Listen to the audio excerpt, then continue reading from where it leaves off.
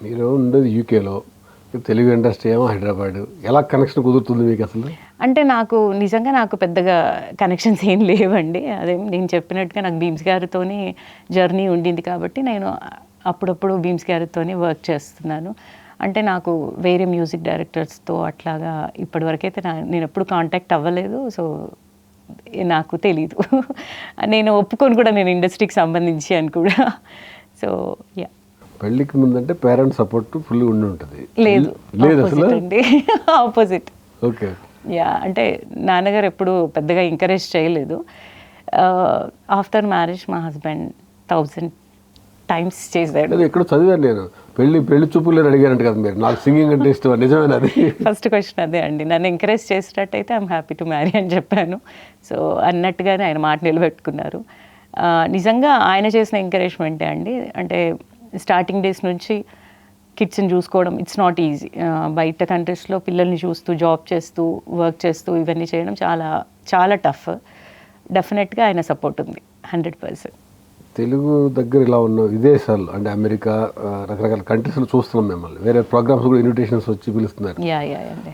మీకు ఎలా ఉంది డిఫరెన్స్ దానికి? అంటే నేను మూవీస్లో పాడక ముందు నుంచి కూడా అదర్ కంట్రీస్లో ఇన్విటేషన్ వచ్చేదండి. అంటే నాకు తెలిసి ఎన్ఆర్ఐస్లో సింగింగ్ కానీ డాన్సింగ్ ఇవి కెరియర్గా చూస్ చేసుకొని దాన్ని డెడికేటెడ్గా చేయడం చాలా తక్కువ. సో, ఆ విషయంలో నేను వెరీ హ్యాపీ అండి. నాకు చాలా లక్కీ అని కూడా చెప్పొచ్చు. ఎందుకంటే మన వాళ్ళు ఎన్ఆర్ఐస్ చాలా ఎంకరేజ్ చేస్తారు ఇలా టాలెంట్ని. టు బీ హానెస్ట్ అండి, ఇప్పుడు యూఎస్లో కానీ అదర్ కంట్రీస్లో కన్వెన్షన్స్ చేస్తారు కదా, వాళ్ళు చాలా టైం ఇన్వెస్ట్ చేసి చాలా మనీ ఇన్వెస్ట్ చేసి ఇక్కడున్న టాలెంట్ని ఇక్కడ ఉన్న పీపుల్ని ఎంకరేజ్ చేసి అక్కడికి పిలిచి మరీ ఒక ఈవెంట్స్ కండక్ట్ చేయడం అట్లా చేస్తారు. సో, అంత ఇంట్రెస్ట్ ఉంటుంది అక్కడ వాళ్ళకి. ఎస్పెషల్లీ తెలంగాణ వచ్చాక ఇంకా ఎక్కువైపోయింది అది. సో, ఇన్ దాట్ వే అంటే ఒక యాజ్ ఎ ఎన్ఆర్ఐగా ఇంత చేస్తుంది అని చెప్పేసి నన్ను ఎప్పుడు ఇన్విటేషన్ నాకు డెఫినెట్గా ఇస్తారు. అది ఇప్పుడు ఇంకొంచెం ఎక్కువైంది. సినీ గ్లామర్ పెరిగిందంటారు, దానికి యాడ్ అయిందా? సినిమాల్లోకి వచ్చినది యాడ్ అయిందా లేదా అంత ముందుకు బెటర్గా ఉందంట? డెఫినెట్గా యాడ్ అవుతుందండి. అదే నేను చెప్పినట్టు సినిమాకి వెళ్ళినప్పుడు రీచ్ ఎక్కువ ఉంటుంది మనకి. సో, డెఫినెట్గా అంటే నాకు చిన్నప్పటి నుంచి నా గోల్ మూవీస్లో పాడడము.